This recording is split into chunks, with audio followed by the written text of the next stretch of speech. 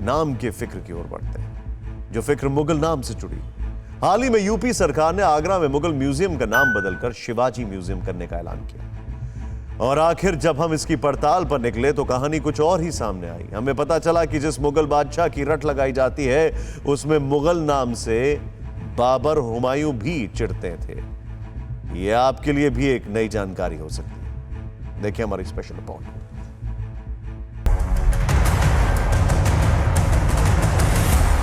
2016 में ताजमहल से महज 1 किलोमीटर दूर जब सड़क पर यह पत्थर लगा तो हर कोई हैरान था कि आखिर आगरा में बन रहे म्यूजियम का नाम मुगल क्यों रखा गया। क्या आगरा का अस्तित्व और इतिहास सिर्फ मुगल थे? ये म्यूजियम ताजमहल से लगभग 1 किलोमीटर की दूरी पर है। सफ़ेद संगमरमर से बन रहा है, वैसे ही जैसे ताजमहल बना हुआ है।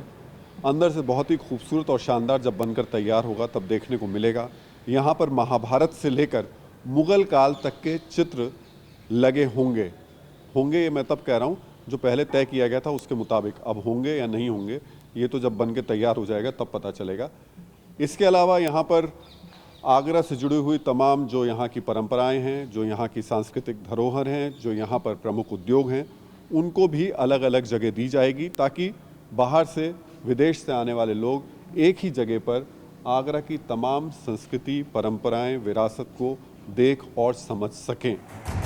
लेकिन इस म्यूजियम की अधूरी इमारत के बीच इस सवाल का जवाब भी अधूरा था कि आगरा में आखिर मुगलों के नाम पर ही क्यों म्यूजियम बनाया जा रहा था।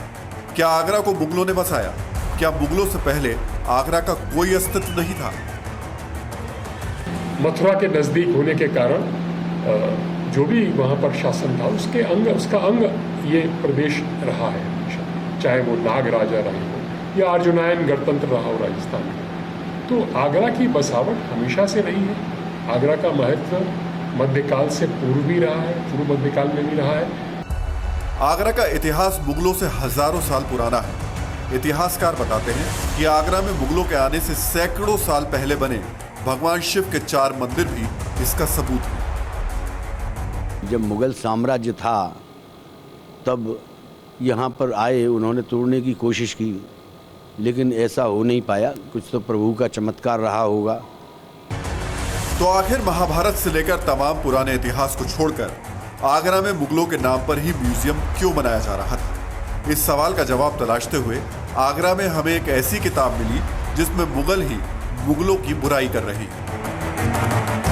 मुगलकालीन भारत नाम की इस किताब को सैयद अतहर अब्बास रिजवी ने लिखा है और अलीगढ़ मुस्लिम विश्वविद्यालय के इतिहास विभाग ने इसे प्रकाशित किया है। इस किताब में बाबर नामा का हिंदी में अनुवाद है। किताब में बाबर ने मुगलों को शत्रुओं और अपनों दोनों को लूटने वाला बताया है। इस किताब में हुमायूं का भी जिक्र है।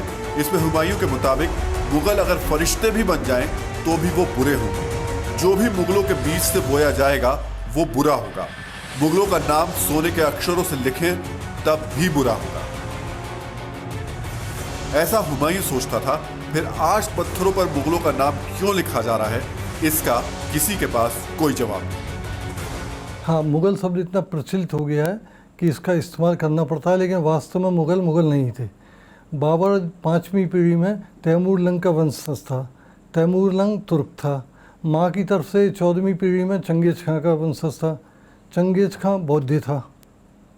इस तरह बाबर को केवल हम तुर्क कह सकते हैं।